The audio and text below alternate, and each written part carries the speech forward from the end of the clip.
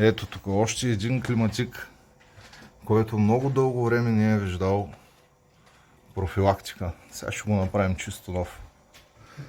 Да е кинчи. Ето го вече, да е кинчето, разглобено. По-зле от моя дед беше на 7 години. Ама и то ще стане, сега ще го направим чисто нов. То тук не се вижда.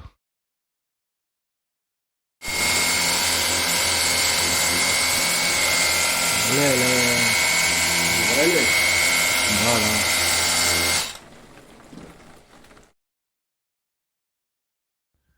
И крайният резултат.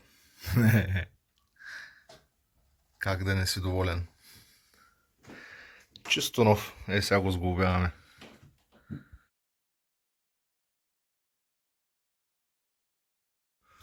И така, ето го сглупен.